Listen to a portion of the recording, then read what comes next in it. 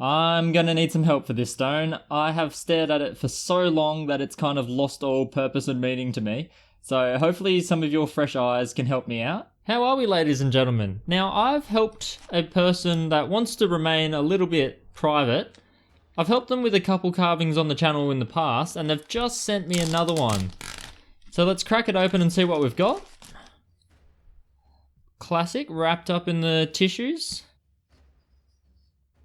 Alright, we've got a huge chunk here. Let's have a bit of a close-up on this one. I'm already seeing some interesting colour over here. Side on. Okay. Oh man, this one's going to be a long-term project. I am seeing a few patches of colour. Let's give it a little bit of a dunk in some water and see what we're dealing with. So here we go, we've given it a dunk, and so there's a little bit of chippage over here, and it's revealing a bit of a colour bar. From the side, it's really not giving away too much. There's some really nice red-blue over here.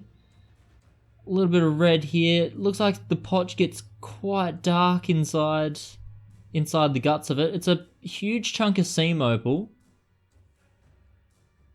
So hopefully we've got the edge of a very strong colour bar, because I'm seeing it run a little bit unevenly, so it looks like a dip here, but if that's the one colour bar, we've got a red-blue colour bar going right through this side of the stone.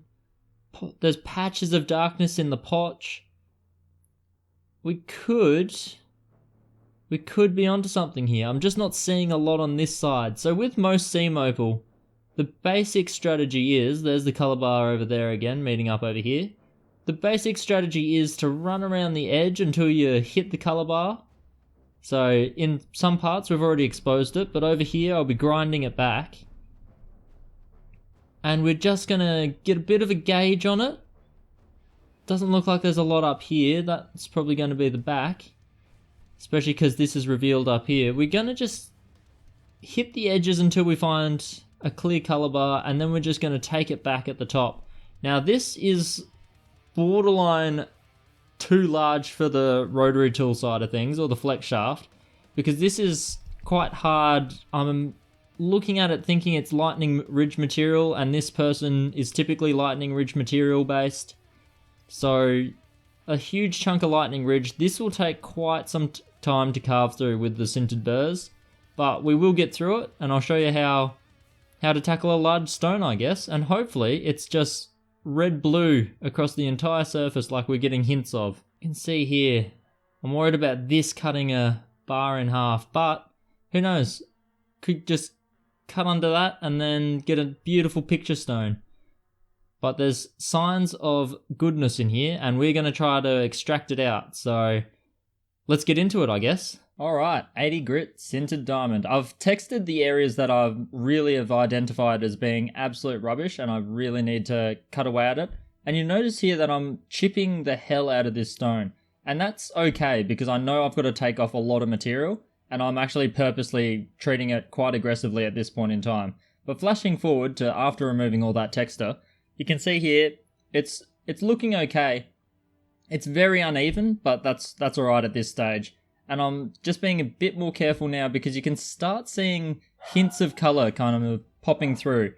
Though it's very cloudy with the potch over the top of it. So we are still a long ways off. And I'm just testing some of these little areas, mostly focusing around the bar and where I can see the colour coming through. Whenever you see colour fully exposed, definitely stop with your 80 grit. You don't want to touch any surface with the 80 grit when it's got colour showing through the face. So that area, that pre-existing area where it was chipped, you notice that I didn't texture that spot, and you can see even now it's still untouched. And instead we're just focusing on areas of just pure potch with a bit of colour underneath. So that's typically when you want to start pulling up. I hope I emphasised enough how long this stone was going to take. So still going at it with the 80 grit, and I'm pulling up just now because there are a few really interesting parts. So the little windows we could see of colour was the one just over here and the one up over here. Now I have tried not to touch those too much because the 80 grit will absolutely mangle it. Over here where I was worried about this potch, it is kind of turning out to be a bit of a nightmare zone. It looks like it is just a bar that's doing whatever it wants. So we'll grind back on that a little bit more. We're doing a carving, so we're not too bothered by it. As long as I do end up hitting a bar underneath these kind of patches, which is still a bit iffy. But if you look here in the body of it all, it is starting to come through with that red color bar. Unfortunately, it is that mottled kind of potch look. It is kind of clearing up in some areas. So I could be on track to get somewhere in that. But also, if you look right here at the end of my fingernail, there are actually a couple little dots of really bright color under this black. So I'm hoping, I tried to carve in the side here, but it was taking way too long. So I'm just going to come down on the face of it a little bit more and see if those disappear or if they get joined by a whole galaxy of color. But yeah, you can see it is coming through. I don't know if it's going to end up being a very attractive stone at all, but we are going to drop back in the grits. Maybe not quite to the 600. I still want to be taking away quite a bit of material, but we are definitely finding that there is a color bar. I just don't know how vivid it's going to be in the end. It's coming through, I can see it, and I think it could get a little bit better than it is now, but it could also just kind of remain like this. And you can see here, I've carved pretty unevenly, so I do have to even that all out as I go along through these higher grits, but that's okay. But after this quick little pause and discussion, I'm going to now switch over the burrs and we're going to attack some of these areas like here, smoothing out the face in general, and I want to see what's going on under here. That's key. Over here, I'm not going to worry too much about at the moment because it's going to be hard to get anything from that. There just seems to be little pockets of colour, which is not really what we're after. Though if I can find it over here again, that would also be good. So I'll dig in here a bit more, dig in here, dig in over here, and then just try to smooth it out, and we'll see where we're up to. Alright, 600 grit sintered diamond. This will be far more gentle on this stone, and like I said, I want to really focus on these areas where there's a little bit of colour possibly coming through, but it's still covered by quite a bit of potch. And now I'm not so worried about hitting the coloured areas, but I still want to avoid it quite a bit, because the 600 sintered diamond is still a sintered burr and it will chew through opal quite quickly. As you can see, it's removing material quite fast, so I'm still dunking it and rubbing it off with my thumb. So here I'm just working around that little coloured exposed section. Always like to work around the colour. You're going completely blind in the other areas, and there's that little, it's like a LED light, little dot of red in that black potch. Focusing on these other areas that I haven't paid too much attention to, that are still cloudy, but there's a hint of colour underneath them. And yeah, it's just slow going across this much surface, and there's so many areas that are of interest that you really spend a lot of time. And I was at it with the 600 grit burr for a couple of good 2-3 hour long sessions, just doing it bit by bit because I know this was a long-term project. And you can see here exactly why that is. It's just, you want to avoid stones that are this large. But at the same time, some of the best carving gems that I've ever seen done by other people were about this size. So you always want to try to get lucky on them. This one is just proving quite difficult. It's meant to be from Lightning Ridge, but it really is behaving a lot like meant to be in the way that it's just not facing all that well. It just refuses to come straight through and shine, except for in the areas where it was already slightly exposed. But a bit of time and effort is sometimes needed to get these stones to show up.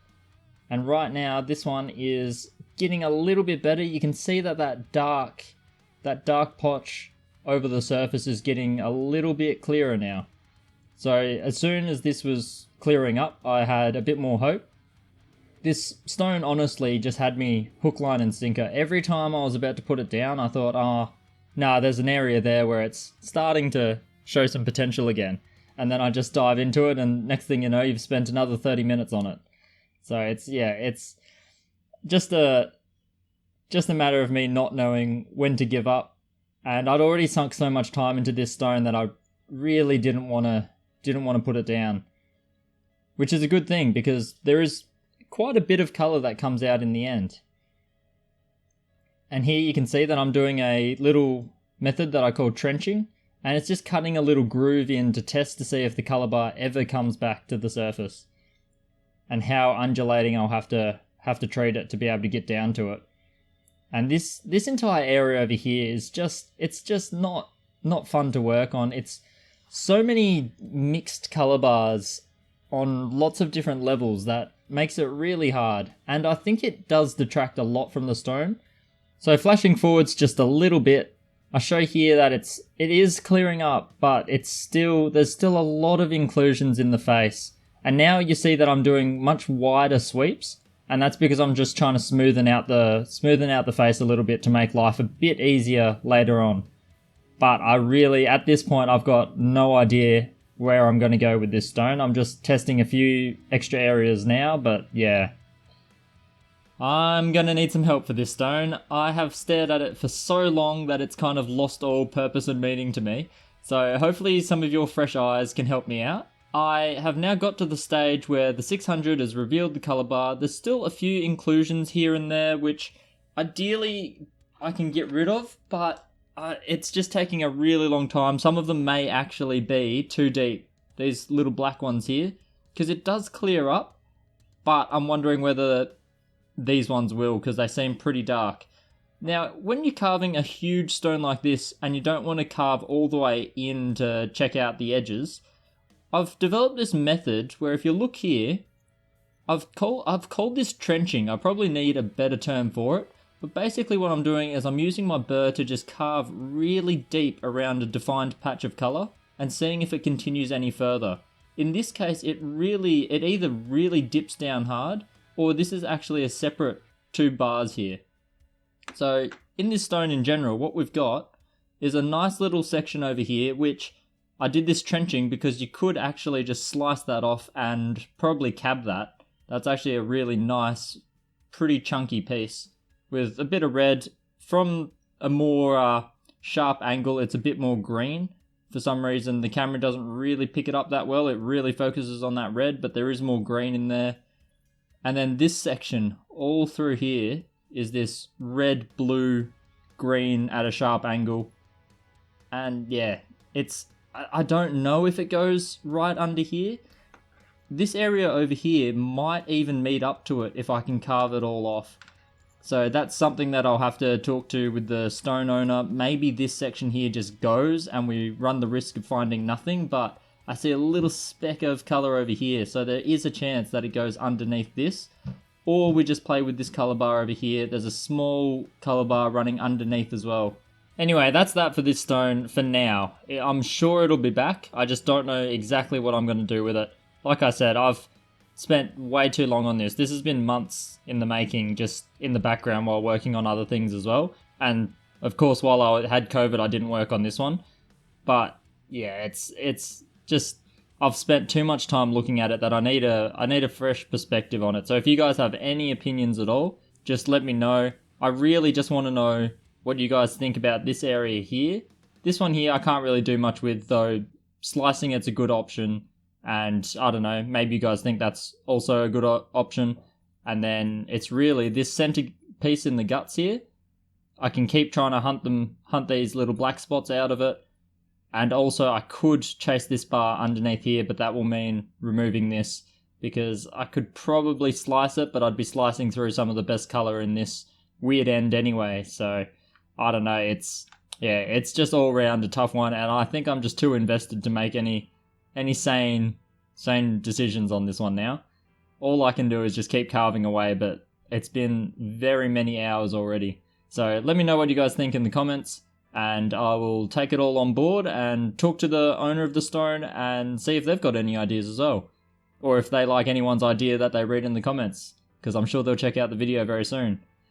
But on that note, I will catch you guys around and probably select an easier stone to work on for the next video.